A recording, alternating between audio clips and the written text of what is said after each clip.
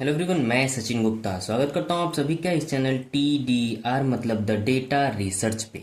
Tata group की इस company का चौथी तिमाही का प्रॉफिट गिरा है, इसके बावजूद भी 75 रुपये प्रति शेयर डिविडेंड देने वाला है। ऐसा कंपनी कौन सी कंपनी है, इसके बारे में चर्चा करने वाले हैं। तो टाटा एल्क्सी के निदेशक मंडल ने वित्तीय वर्ष 2024-25 के लिए 75 रुपये प्रति इक्विटी शेयर के फाइनल डिविडेंड की सिफारिश की है। मतलब टाटा ग्रुप का टाटा एल्क्सी जो है वो 2024-25 के लिए 75 रुपये डिविडेंड प्रोवाइड करने वाला है। कब का न्यूज़ है? तो ये 17 अप्रैल 2025 का न्यूज़ है। इसकी बेसिस पे हम ये वीडियो बना रहे हैं। कॉरपोरेट अर्निंग सीजन में टाटा ग्रुप की कंपनी टाटा एल्क्सी लिमिटेड ने वित्त वर्ष 2024-25 की चौथी तिमाही के वित्तीय नतीजे गुरुवार को घोषित किए गए हैं। गुरुवार को यानी पिछला जो गुरुवार बीता है, यानी 17 अप्रैल को ही इसका क्या आया है, कॉर्पोरेट अर्निंग दिया गया है। इसके चौथी तिमाही का वित्तीय नतीजे बताए गए हैं कि कैसा इसका नतीजा रहा है, प्रॉफिट में रहा है या लॉस में रहा है। तो एक बार टाटा एल्क्सी के इस 17 अप्रैल 2025 यानी जो फ्राइडे बीता है उस फ्राइडे की अगर डेटा को देखा जाए तो कितना रुपया था ये, मतलब कितना इसका करंट मार्केट प्राइस था, तो 4900.50 यानी 4900 के आसपास ये लगभग ट्रेड कर रहा था। माइनस में रिटर्न दिया था 0.58% माइनस में उस दिन ये रिटर्न दिया था। पी रेशियो की बात कर लें तो 37.71 का इसका पी रेशियो है। ईपीएस की बात कर लें तो 129.96 का इसका ईपीएस है। मार्केट कैप की बात कर लें तो 30,521.95 करोड़ रुपए का इसका मार्केट कैप है। मार्केट कैप रैंकिंग इसका 14th नंबर पर है। जबकि पीबी रेशियो की बात कर लें तो 12.25 का इसका पीबी रेशियो है। डिविडेंड भी प्रोवाइड करता है, 1.43% का डिविडेंड यील्ड प्रोवाइड करता है। डिविडेंड के ही बारे में विशेष इस वीडियो में हम लोग चर्चा करने वाले हैं। फेस वैल्यू की बात करें तो 10 रुपये इसका फेस वैल्यू है। बेटा 2.08 का है। 52 वीक हाई की बात कर लें तो 9,080 रुपये इसका 52 वीक हाई रहा है, जबकि 52 वीक लो 4,700 रुपये इसका 52 वीक लो रहा है।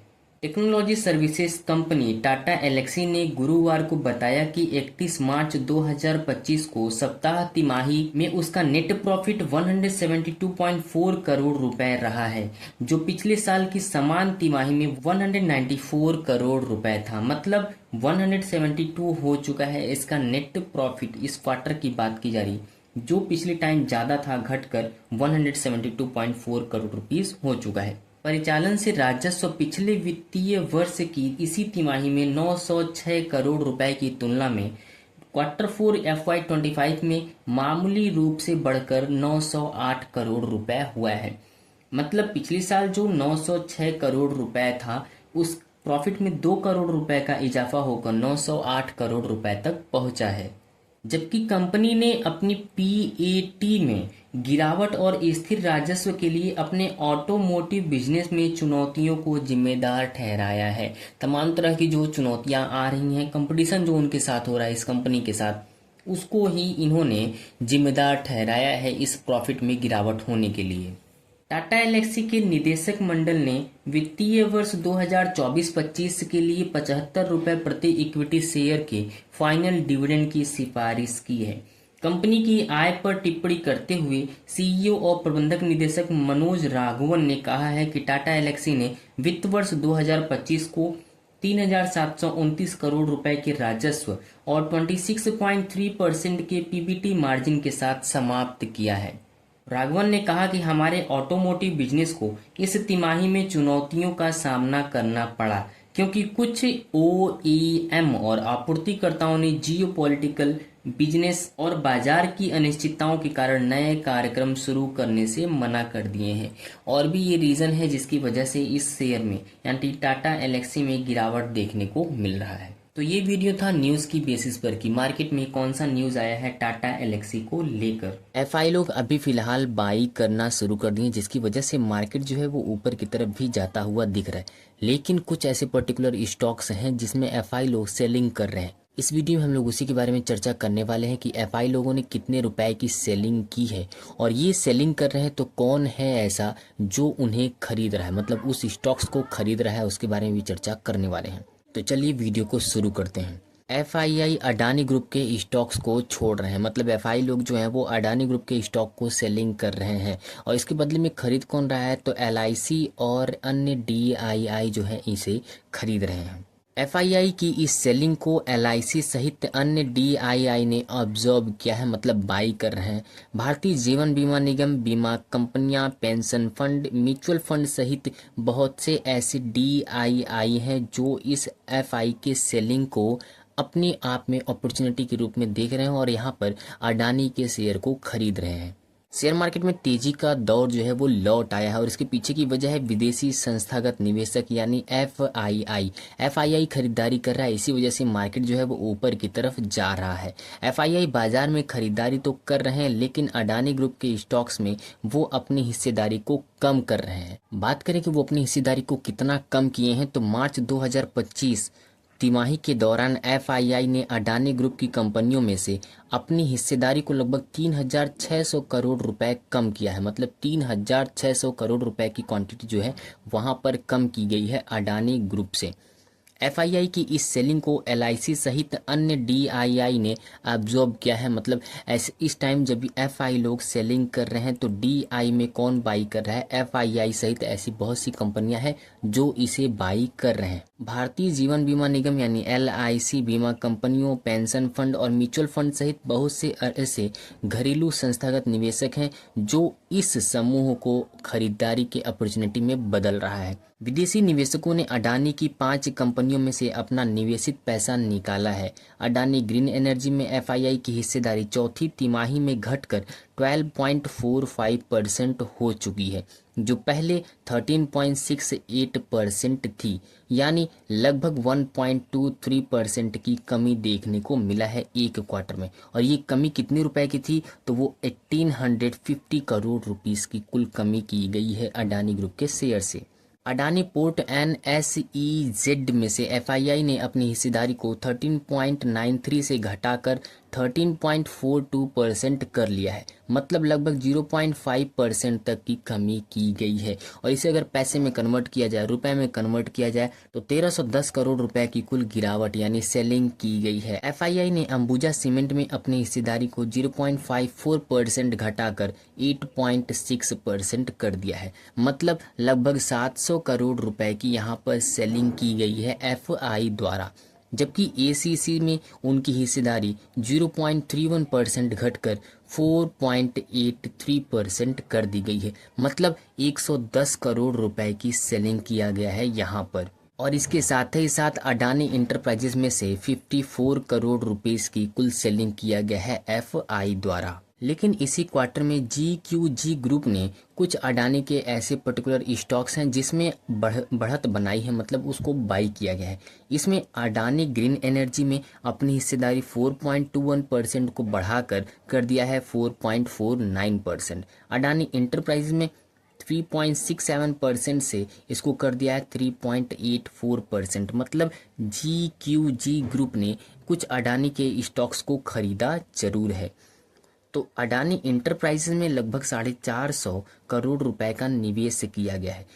अडानी एनर्जी सॉल्यूशन में अपनी हिस्सेदारी बढ़ाकर 5.23%, जो पहले 5.10% था, उसे 5.23% तक कर दिया है। अडानी पावर में 5.10% से बढ़ाया है, मतलब जो पहले 5.08% था उसे बढ़ाकर 5.10% कर दिया गया है। और इन दोनों स्टॉक्स में अगर रुपए की बात कर लें तो 141 करोड़ रुपए की कुल बाइंग की गई है और यहाँ पर 30 करोड़ रुपीस की कुल बाइंग की गई है। हालांकि अडानी पोर्ट्स एंड एसईजेड में अपनी हिस्सेदारी कम जरूर की है और 225 करोड़ रुपए की कुल शेयर बेचे गए हैं, मतलब अपनी हिस्सेदारी 4.02% से घटाकर 3.93% कर दिया है इसने। कौन से? जीक्यूजी ग्रुप ने। तो अगर एफआईआई सेलिंग कर रहा है तो कोई तो होगा जो इसे बाइंग कर रहा है, तो घरेलू संस्थागत निवेशक जिसे डीआईआई कहा जाता है, जिसमें सबसे बड़ी कंपनी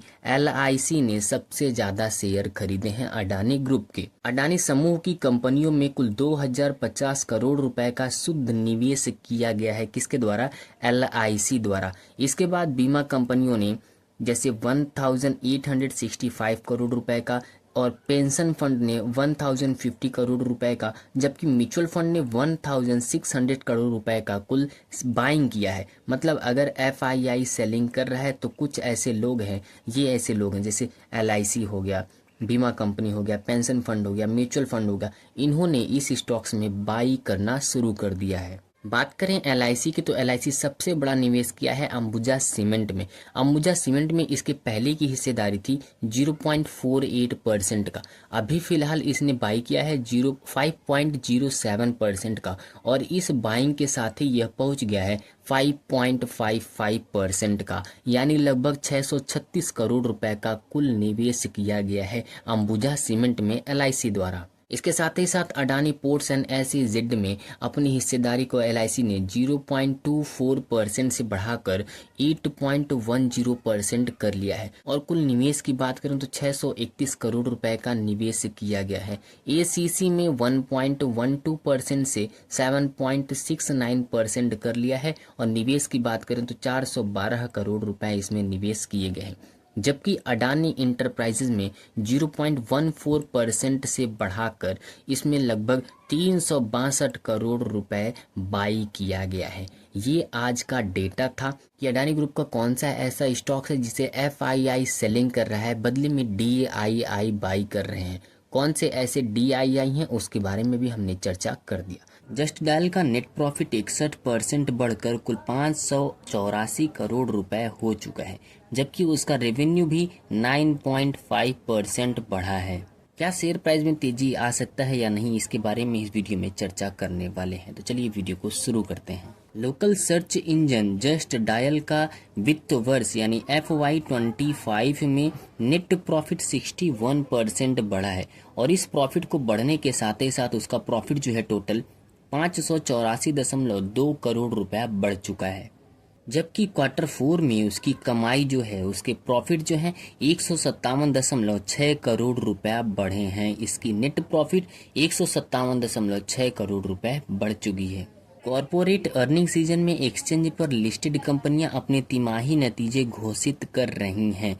जस्ट डायल ने शनिवार को वित्त वर्ष 24-25 की चौथी तिमाही में वित्तीय परिणाम घोषित किए, जिसमें कंपनी का नेट प्रॉफिट काफी बढ़ गया है। कंपनी के क्वार्टर 4 का रेवेन्यू जो है वो 289.2 करोड़ रुपए रहा है, जो पिछले वर्ष क्वार्टर 4 की रेवेन्यू से 7% अधिक है, 7% ज्यादा है। ये कंपनी में इतनी ज्यादा ग्रोथ आई कहां से, तो कंपनी ने बयान में बताया है ये ग्रोथ जो है किस वजह से आई है। तो योजना बनाकर किए गए काम की वजह से कंपनी में इतना ग्रोथ देखने को मिल रहा है। पिछले क्लोजिंग की बात कर लें तो जस्ट डायल कितने रुपए पर ट्रेड कर रहा था, तो 921.90 पर ये कंपनी ट्रेड कर रहा था। उस दिन यानी प्रीवियस क्लोजिंग को 0.54% का बढ़त देखने को मिला था। की मैट्रिक्स की बात कर लें तो पी रेशियो इसका 14.46 का है। अर्निंग पर शेयर 63.77 रुपीस का है। मार्केट कैप की बात कर लें तो 7,839.86 करोड़ रुपए का इसका मार्केट कैप है। मार्केट कैप रैंकिंग इस सेक्टर का 15th पर ये कंपनी चल रहा है। पीबी रेशियो की बात कर लें तो 1.94 का इसका पीबी रेशियो है। डिविडेंड अपने शेयर होल्डर्स को प्रोवाइड नहीं करता है, जबकि इसका फेस वैल्यू 10 रुपए का है। बेटा की बात करें तो 1.18 का इसका बेटा है, जबकि 52 वीक हाई 1395 रुपीस है और 52 वीक लो 752 रुपीस का है। क्वार्टर 4 की बात कर लें तो इस प्लेटफॉर्म पर जो यूनिक विजिटर्स रहे हैं उनकी संख्या 191.3 मिलियन तक पहुंच चुकी है, जो ईयर ओवर ईयर 11.8% ज़्यादा है। जबकि वित्त वर्ष 25 के अंत में कुल बिजनेस लिस्टिंग 48.8 मिलियन की हो चुकी थी।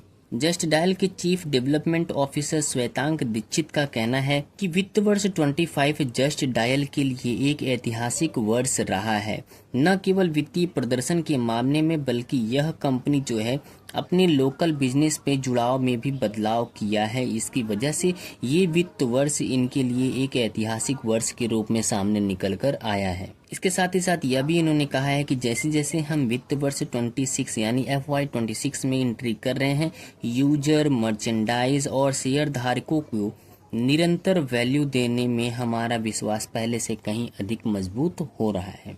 तो ये चर्चा थी आज के जस्ट डायल कंपनी को लेकर। लेकिन वीडियो के एंड में आपको डिस्क्लेमर दे देना चाहते हैं कि ये वीडियो सिर्फ और सिर्फ एजुकेशनल पर्पस के लिए था। अगर आप किसी भी स्टॉक को बाई, सेल या होल्ड करना चाहते हैं तो खुद का रिसर्च और खुद का एनालिसिस जरूर करिए, उसके बाद ही किसी स्टॉक को बाई, सेल या होल्ड करिए। तो चलिए मिलते हैं अगले वीडियो में, तब तक आप लोग बिल्कुल स्वस्थ रहिए, मस्त रहिए, अपना अपने परिवार का और इस देश का भी ख्याल रखिए।